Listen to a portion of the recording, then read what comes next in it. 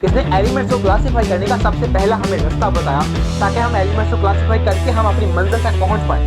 कई एलिमेंट पढ़े, इस एलिमेंट की प्रॉपर्टीज उससे मैच करती हैं, उस एलिमेंट की प्रॉपर्टीज से मैच करती हैं, इसकी उससे मैच कर रही है। इसने क्या किया, जिनकी मैच करती है उनको सेम खाने में रखे ना, ताकि एलिमेंट्स की प्रॉपर्टीज को पढ़ना और एलिमेंट्स को समझना आसान हो जाए। पीरियोडिक टेबल किस बंदे ने बताया? किसी एक बंदे ने पीरियोडिक टेबल के ऊपर काम नहीं किया, कई लोगों ने मिलकर काम किया, कई लोगों का काम था। अब वो कितने सारे लोग हैं, कई हैं, मुझे उनके बारे में बात करनी है। आज मैं किसके बारे में बात करूंगा? उनमें से 6 के बारे में बात करूंगा। उन 6 साइंटिस्ट के ऊपर बात करूंगा जिनका मेजर रोल था पीरियोडिक टेबल की डेवलपमेंट के अंदर। मैं उन 6 साइंटिस्ट के ऊपर बात करने जा रहा हूं। अगर मैं हर साइंटिस्ट के ऊपर 5-5, 6-6 मिनट भी लगाता हूं तो मेरी ना वीडियो बन जाएगी 35-40 मिनट की। सो थोड़ा सा पेशेंस रखिएगा ताकि आपको हर चीज डिटेल के साथ समझ आ जाए। सबसे पहले आपकी किताब के ऊपर ना एक पीरियोडिक टेबल बना होगा। आपकी किताब के ऊपर 118 एलिमेंट्स को हमने टेबुलर फॉर्म में अरेंज किया हुआ। अब हम उसका नाम है पीरियोडिक टेबल। हमने क्यों एलिमेंट्स को अरेंज किया हुआ? ताकि हम एलिमेंट्स की प्रॉपर्टीज को आसानी के साथ एक्सप्लेन कर पाएं। इसलिए हमने एलिमेंट्स को अरेंज करके टेबुलर फॉर्म में 118 एलिमेंट्स को अरेंज करके मॉडर्न पीरियोडिक टेबल बना के दिया हुआ आपको।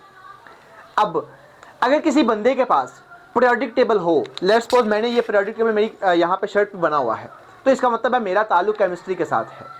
आप ना किसी भी कॉलेज एडमिशन ले लें, पंजाब कॉलेज चले जाएं, एस्पायर चले जाएं, किप्स चले जाएं, सुपीरियर चले जाएं, एस्पायर चले जाएं, किसी भी कॉलेज चले जाएं, तो आपको ना उस कॉलेज का एक मोनोग्राम मिलेगा। वो कॉलेज का मोनोग्राम उस कॉलेज की सिंबल होता है, उसकी अलामत होता है। अब केमिस्ट्री की भी सिंबल है, केमिस्ट्री की सिंबल है इसका पीरियोडिक टेबल। वही पीरियोडिक टेबल जिसका ये चैप्टर है, वही पीरियोडिक टेबल को हमने इस पूरे चैप्टर में डिटेल से पढ़ना है। वही पीरियोडिक टेबल के बारे में हमने सारी बातें सीखनी है। अब वो केमिस्ट्री की है सिंबल। अब सबसे पहले हम आगाज करते हैं। ये वीडियो आज मैं रिकॉर्ड कर रहा हूं 2025 के अंदर। आज से 300 साल पीछे चले जाएं तो बनेगा 1725। 1725 के अंदर हमारे पास सिर्फ और सिर्फ 12 एलिमेंट्स डिस्कवर हो चुके थे। अब वो 12 एलिमेंट्स कौन कौन से थे? Silver, gold, copper, zinc, iron, tin, lead, mercury और इसके अलावा कार्बन, फास्फोरस, सल्फर और आर्सेनिक। मेरे पास 12 एलिमेंट्स थे, वो डिस्कवर हो चुके थे आज से एग्जैक्टली 300 साल पहले। वक्त के साथ साथ एलिमेंट्स की तादाद बढ़ती गई, डिस्कवरी बढ़ती गई। फिर 1765 से लेके 1775 तक 5 एलिमेंट डिस्कवर करवाए और उन 5 एलिमेंट्स में से 3 हमारे पास कलरलेस गैसेस थी। अब वो कौन कौन सी थी? वो हाइड्रोजन थी, नाइट्रोजन थी और ऑक्सीजन थी। ये सारी बातें मैंने यहाँ पे पहले लिख दी हैं। अब हम बात करते हैं एंटोन लेवाइजर के बारे में। एंटोन लेवाइजर के ज़माने के अंदर हमारे पास 33 एलिमेंट्स डिस्कवर हो चुके थे। उन 33 एलिमेंट्स को एंटोन लेवाइजर ने 2 अलग अलग क्लासिफिकेशन में डिवाइड कर दिया। एक को उसने नाम दिया मेटल का, दूसरे को नाम दिया नॉन मेटल का। अब उसने मेटल का नाम क्यों दिया, मेटल का लफ्ज़ का मतलब क्या है, सारी बातें करता हूँ। लेकिन उससे पहले आपको ना एंटोन लेवाइजर का नाम देख के कुछ समझ आता है? कोई बात माइंड में आती है इसका नाम देखने के बाद? आती है या नहीं आती? अगर तो नहीं आती तो आने चाहिए, क्योंकि आप केमिस्ट्री के स्टूडेंट हैं और आप केमिस्ट्री को पढ़ रहे हैं, केमिस्ट्री को जान रहे हैं, तो आपको यह भी जानना होगा कि हमारी केमिस्ट्री का फादर कौन है। Who is the father of chemistry? हम एंटोन लेवाइजर को केमिस्ट्री का फादर मानते हैं। क्यों मानते हैं? क्योंकि इसने केमिस्ट्री की जिद्दत पैदा कर दी, केमिस्ट्री के अंदर नई जिद्दत पैदा कर, मॉडर्न केमिस्ट्री बना दी इसने। कैसे? इसने ना हमारी क्वालिटेटिव एल्केमी को क्वांटिटेटिव एल्केमी के साथ जोड़ दिया था। अब वो कैसे? उसका मतलब क्या है? सारे लोग ये जानते थे कि आप 2 चीज़ों को मिलाएंगे कोई तीसरी चीज़ बनती है। आप केमिकल रिएक्शन करवाते हैं, केमिकल रिएक्शन में जो चीज़ें आपस में जोड़ते हैं और जो चीज़ें बनती हैं, जिनको जोड़ेंगे या मिलाएंगे वो रिएक्टेंट होते हैं। जो चीज़ें नहीं बनती हैं वो हमारे पास क्या होती हैं? प्रोडक्ट्स होते हैं। अब कितने रिएक्टेंट्स आपने मिलाने हैं और कितने प्रोडक्ट्स आपके पास बनेंगे, ये बात एंटोन लेवाइजर ने कही थी। He gave the law of conservation of mass. इसने law of conservation of mass दिया था। इसी वजह से इसने हमारी केमिस्ट्री के अंदर कुछ बातों को जोड़ दिया, कनेक्शन दे दिया। किस चीज़ का? इसने वैल्यूज़ के साथ कनेक्शन दिया। इसने कहा आप इतना मैथ्स यूज़ करेंगे, एग्जैक्टली इतना मैथ्स बनेगा। That is why we call Antoine Lavoisier is a father of chemistry. ये बातें करने जा रहे हैं। अब इसी क्लासिफिकेशन की तरफ बढ़ते हैं, लेकिन पहले इन बातों को नोट करते हैं, फिर आगे चलते हैं और डिटेल में इस बातों को सीखना है। चलो स्टार्ट करते हैं। Antoine Lavoisier, he is called the father of chemistry. He is called the father of chemistry. इसको हम केमिस्ट्री का फादर मानते हैं। केमिस्ट्री का फादर क्यों मानते हैं? बिकॉज इसने हमें बताया था law of conservation of, he connected qualitative alchemy with quantitative alchemy. He connected connected qualitative alchemy, qualitative alchemy with quantitative alchemy, quantitative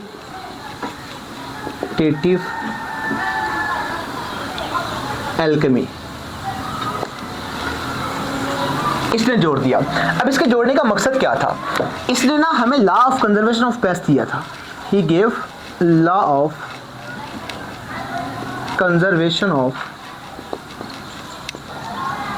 मास। अब law of conservation of mass क्या है? मास आपका कभी भी तबाह नहीं हो सकता, डिस्ट्रॉय नहीं हो सकता, लेकिन एक फॉर्म से दूसरी फॉर्म में जा सकता है। तो रिएक्टेंट का जो मास होगा वो is equal to the mass of the product. So हम ये बात करते हैं, किसी केमिकल रिएक्शन के अंदर आपके पास रिएक्टेंट होंगे, उन रिएक्टेंट का हम रिएक्ट करवाते हैं तो हमारे पास बनते हैं प्रोडक्ट्स। और फिर हम यहाँ पे बात करने जा रहे हैं mass of the reactant, mass of reactant is equal to the mass of product, mass of reactant is equal to mass of product. ये बातें हैं एंटोन लेवाइजर के बारे में। एंटोन लेवाइजर ने हमारे पास जो एलिमेंट्स डिस्कवर हो चुके थे, एलिमेंट्स जो डिस्कवर हो चुके थे वो कितने थे? 33। इसने 33 एलिमेंट्स को दो अलग अलग हिस्सों में क्लासीफाई कर दिया। एक इसने कहा था हमारे पास होते हैं मेटल्स, और एक इसने हमारे पास कहा था होते हैं नॉन मेटल्स। इसने कहा था कुछ एलिमेंट्स होते हैं मेटल्स, कुछ होते हैं नॉन मेटल्स। कैसे कहा था उन बातों उनको ज़रा डिटेल के साथ स्टडी करते हैं। आइए हम देखने जा रहे हैं उन चीज़ों को। इसने उन एलिमेंट्स को दो तरह से क्लासीफाई कर दिया। Number one metals, number 2 non metals. Metals और नॉन मेटल्स को, क्या आप ये जानते हैं कि मेटल्स का मतलब क्या है? क्या आप ये जानते हैं मेटल का मतलब क्या है? जो मेटल का मतलब है, मेटल का वर्ड जो है ना, वर्ड जो मेटल है, ये हमारे पास ग्रीक वर्ड है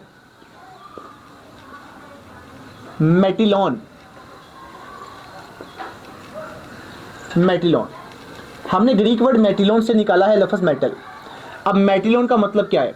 मेटिलॉन का मतलब होता है धरती से निकाली गई चीज़ें, ज़मीन से खोद के माइनिंग करके चीज़ें जो निकाली जाती हैं उनको बोलते हैं मेटल्स। तो इसका मतलब है धरती से निकाली गई चीज़ें, ज़मीन से निकाली गई चीज़ें, धरती से निकाली गई चीज़ें। इसका मतलब है धरती का मतलब ज़मीन, ज़मीन से निकाली गई चीज़ें, उनको बोलते हैं हम मेटल्स। और जो चीज़ें ज़मीन से नहीं निकाली जाती हैं, ऊपर से अर्थ क्रस्ट से मिल जाती हैं या वैसे एयर से मिल जाती हैं, उसने उसको नाम दिया था नॉन मेटल्स का। क्या सिर्फ यही क्राइटेरिया था मेटल्स और नॉन मेटल्स को जांचने का एंटोन लेवाइजर के अकॉर्डिंग? नहीं, इसके अलावा कुछ और भी क्राइटेरिया था। उसने देखा जो चीज़ें मेटल्स थी उनके अंदर कुछ फिजिकल प्रॉपर्टीज़ भी थी और कुछ केमिकल प्रॉपर्टीज़ भी थी, और नॉन मेटल की कुछ फिजिकल प्रॉपर्टीज़ और केमिकल प्रॉपर्टीज़ भी उसको नज़र आई। अब वो कौन कौन सी थी उसके ऊपर बात करते हैं। फर्स्ट ऑफ ऑल अगर हम देखें तो इनकी फिजिकल प्रॉपर्टीज़ के बारे में, फिजिकल प्रॉपर्टीज़ के बारे में अगर हम देखें तो हमें ये पता चलेगा सबसे पहले फिजिकल प्रॉपर्टी। मेटल्स होते हैं ये, दीज आर द सॉलिड्स, और नॉन मेटल्स होते हैं ये आमतौर पे होते हैं गैसियस फॉर्म के अंदर या पाउडरी फॉर्म के अंदर। ये गैसेस होती हैं या फिर पाउडरी होते हैं। दूसरी बात, मेटल्स होते हैं ये आमतौर पे हीट और इलेक्ट्रिसिटी के कंडक्टर होते हैं। They are the conductor of heat and electricity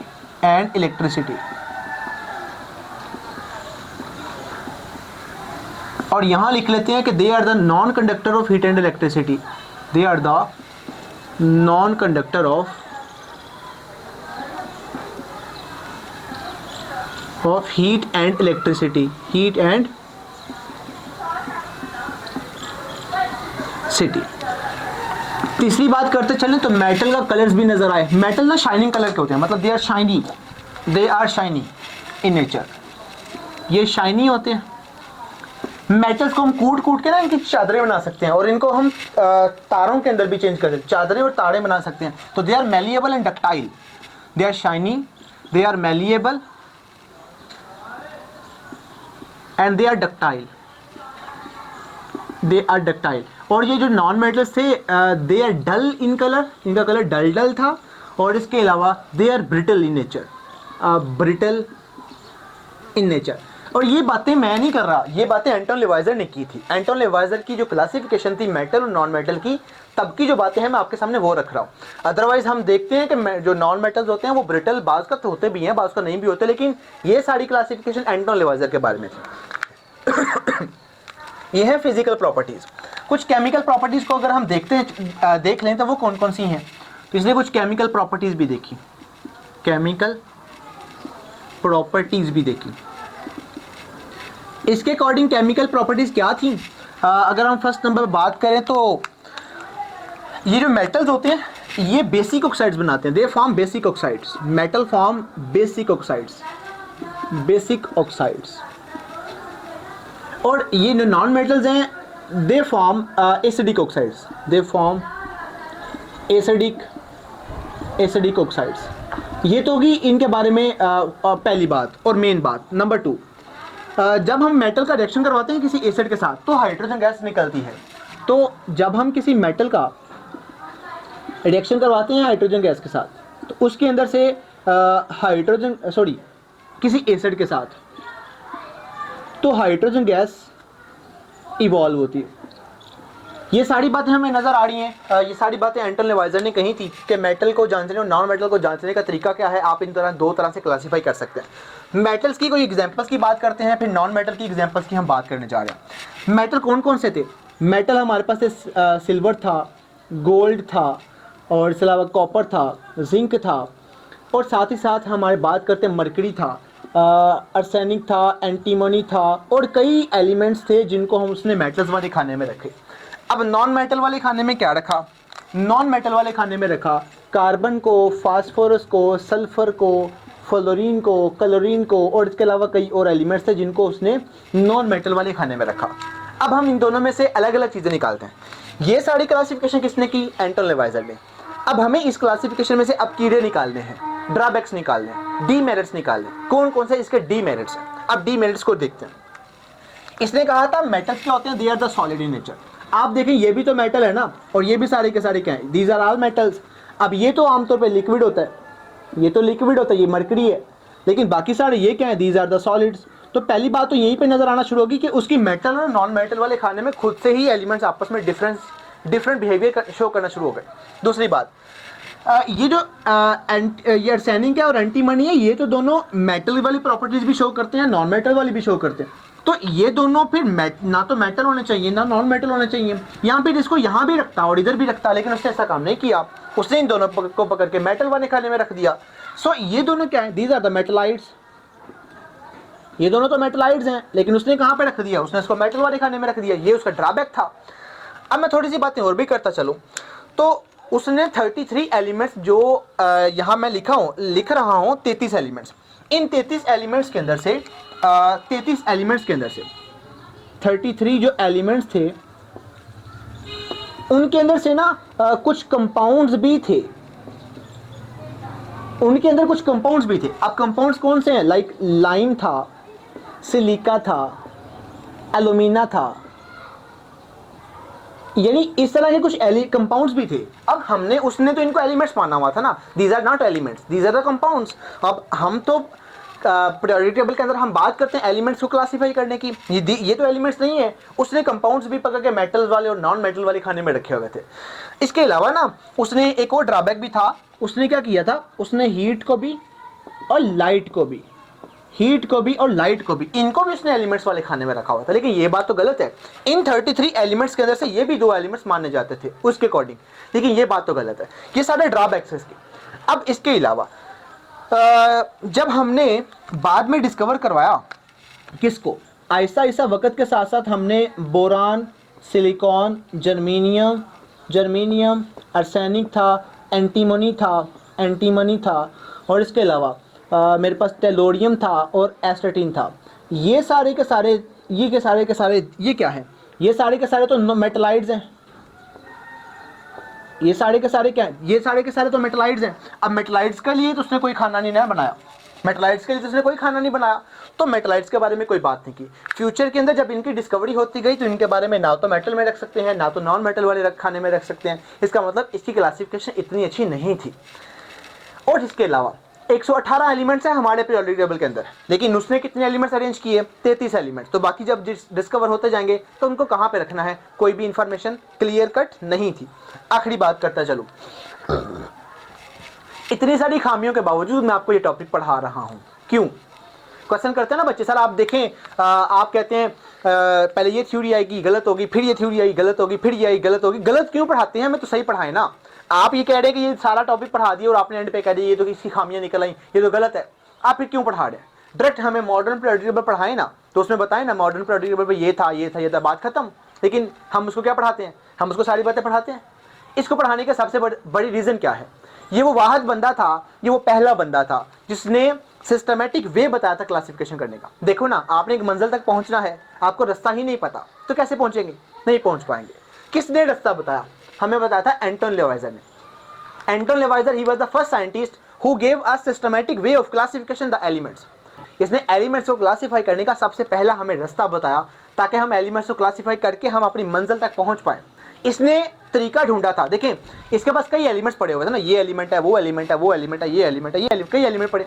इस एलिमेंट की प्रॉपर्टीज उससे मैच करती हैं, उस एलिमेंट्स की प्रॉपर्टीज इससे मैच करती हैं, इसकी उससे मैच कर रही हैं। इसने क्या किया, जिनकी मैच करती है उनको सेम खाने में रखे ना, ताकि एलिमेंट्स की प्रॉपर्टीज को पढ़ना और एलिमेंट्स को समझना आसान हो जाए। ये काम इसने किया था और यही इसका सबसे बड़ा एडवांटेज था, सिग्निफिकेंसी, मेरिट था। अब सबसे पहले लिख लेते हैं आखिरी बात इसकी, लास्ट वाली बात क्या है।